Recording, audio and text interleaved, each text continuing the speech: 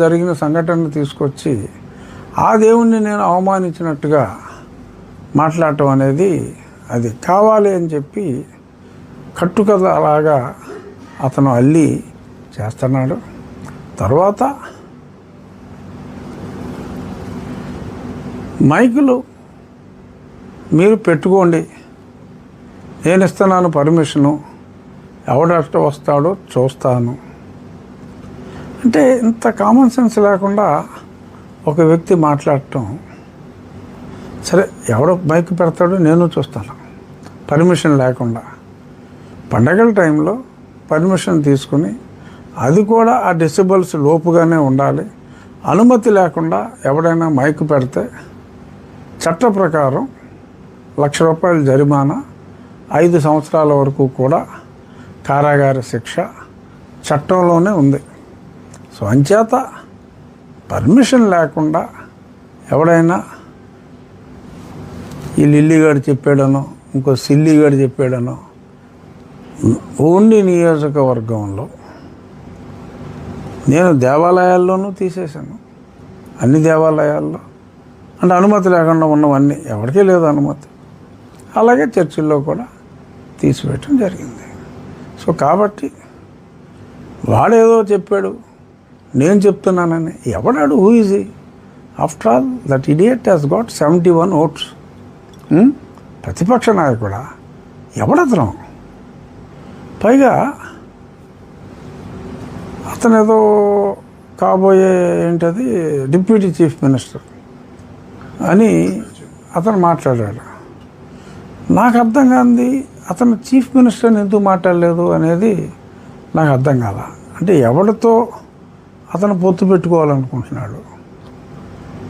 అంటే main party chief minister అవ్వాలి, మరి ఎవరితో పొత్తు పెట్టుకోవాలనుకుంటున్నాడు? డిప్యూటీ సీఎంకి ఎందుకు తనను తాను రెస్ట్రిక్ట్ చేసుకుంటున్నాడో తెలియదు. ఏదో తనకు తాను ఒక డిప్యూటీ చీఫ్ మినిస్టర్ లాగా నన్ను నాలుక కోస్తాను, ఇంకొకసారి దళిత క్రైస్తవుల గురించి మాట్లాడితే ఇంకొకసారి ఏంట్రా, నేను ప్రతిరోజు మాట్లాడుతాను దాని గురించి, మళ్ళీ మళ్ళీ మాట్లాడతాను. దళిత క్రైస్తవులకి రిజర్వేషన్స్ వర్తించవు అని చెప్పి సుప్రీంకోర్టు చెప్పింది. రాజ్యాంగంలో ఆర్టికల్ 341లో ఉంది. దాని గురించి మాట్లాడితే అది నాలుగు కోసేస్తానంటున్నాడు. It's a crime. ఇలాగా చంపుతానని బెదిరించటం, సమాధి కడతానని బెదిరించటం, these are all criminal activities. మరి అంత బరి తెగించి మరాడికి చెప్పా, నిన్న సోషల్ మీడియాలో కూడా పెట్టాను, నిచ్చినేసుకోవాలరా నువ్వు నా నాలుగు కోయాలంటే పుట్టినవాడుగా అని. అసహ్యంగా ఉంటుంది నేను అలా మాట్లాడాలంటే. కానీ పరిధి దాటి ప్రవర్తించేలాగా ఇలాగా చేయటం అనేది అది కరెక్ట్ కాదు. ఆ భాష తప్పు. నాలుగు కోసి ఏం చేసుకుంటాడు అనుకుంటే పవన్ కళ్యాణ్ గారికి పంపిస్తా అంట. మనం చాలా సినిమాల్లో చూసాం. ఏంటి, చాలా సినిమాల్లో, ఎస్పెషల్లీ క్రైమ్ సినిమాల్లో విలన్ గాడు ఆ హీరోని భయపెట్టాలి అంటే ఆ హీరోకి బాగా కావాల్సిన వాళ్ళని ఎవరినన్నా, వాళ్ళ తమ్ముడిదో అన్నయ్యదో ఎవరిదో చెల్లెలు భర్తదో ఏదో ఆ టైప్ హీరోకి క్లోజ్ క్యారెక్టర్కి ఏదో ఏదో ఏలో కాలో ఏదో ఏదో తీసేసి పార్సిల్ చేసి పంపితే హీరో భయపడిపోతాడని చెప్పి వెళ్ళను అనుకుంటాడు. ఇక్కడ సరే నన్ను జీరో అనుకున్నాడేమో, మరి నా నాలుగు కోసి పవన్ కళ్యాణ్ గారికి పంపించేస్తే పవన్ కళ్యాణ్ గారు భయపడిపోయి ఆయన కూడా ఈ సనాతనవాదం నుంచి హిందుత్వం నుంచి భయపడి తెగిన నా నాలుక చూసి ఆయన భయపడి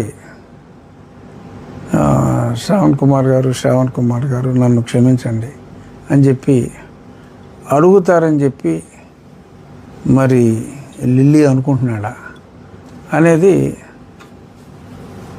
నాకైతే అర్థం కాల. సో మరి ఇక్కడ ఇటువంటి ఆరోపణలు చేసినప్పుడు yes, it comes under criminal activity.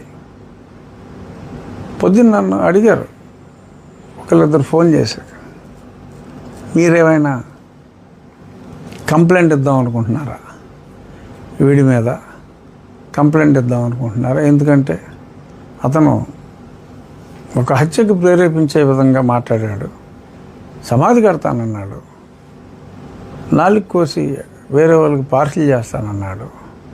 మరి ఈ రకంగా వ్యక్తిగతంగా హింసించే విధంగా, ఇప్పుడు ఏదో నాకు ఏదో ఏదో పందిలో ఉన్నాడు, ఏదో ఉన్నామంటే అది ఓకే, అది పరువు నష్టం. సో పరువు నష్టం కేసు వేసుకుంటాం, పరువే లేనివాడి మీద అడగ అసలు పరువే లేదు, ఎంతగానే వేస్తాం, ఏమని వేస్తాం. సో ఈ కేసులన్నీ వేస్ట్. కానీ ఇక్కడ మాట్లాడింది ఫిజికల్గా మాట్లాడాడు. సో ఫిజికల్గా మాట్లాడినప్పుడు కేసు పెడతావా అని నన్ను అడిగితే ఆలోచించాను నేను కూడా. కానీ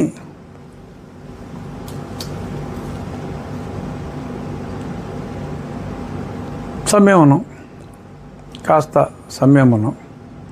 ఎందుకంటే మొన్న మధ్య పవన్ కళ్యాణ్ గారు ఒక స్టేట్మెంట్ ఇచ్చారు. ఏమని చెప్పారు మీకు గుర్తుందా?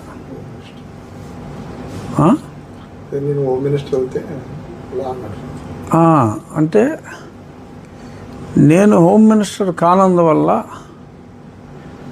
ఈ క్రిమినల్స్ ఎలా ఎవరెస్ట్ వచ్చినట్టు వాళ్ళు ఉన్నారు అని. అటువంటి క్రిమినల్ ఏడు బరి తెగించి బజార్లమ్మట తిరుగుతూ, మరి ఆడికి పర్మిషన్ ఎవరు ఇచ్చారో, ఇలాగా బరి తెగించి మాట్లాడే వాళ్ళకి ఎవరు ఎందుకు ప్రోత్సహిస్తున్నారో తెలియదు. మరి బరి తెగించి మాట్లాడి ఎలా చేశారు క్రిమినల్ లాగా. సో ఇటువంటి క్రిమినల్స్ ఆట కట్టిస్తాను అని, హోమ్ మినిస్టర్ అయితే ఆట కట్టిస్తానని పవన్ కళ్యాణ్ గారు అన్నారు. సో పవన్ కళ్యాణ్ గారు మాట్లాడారు అంటే ఆయన ఊరికేనే మాట్లాడరు. ఎందుకంటే కూటమిలో ఒక ప్రముఖ నాయకుడు ఆయన. మరొక కూటమిలో తెలుగుదేశం పార్టీ తర్వాత ఎక్కువ స్థానాలున్న పార్టీ నాయకుడిగా, ప్రజల్లో ఎంతో ఆదరాభిమానాలున్న వ్యక్తిగా మరి ఆయన ఆ మాట హోమ్ మినిస్టర్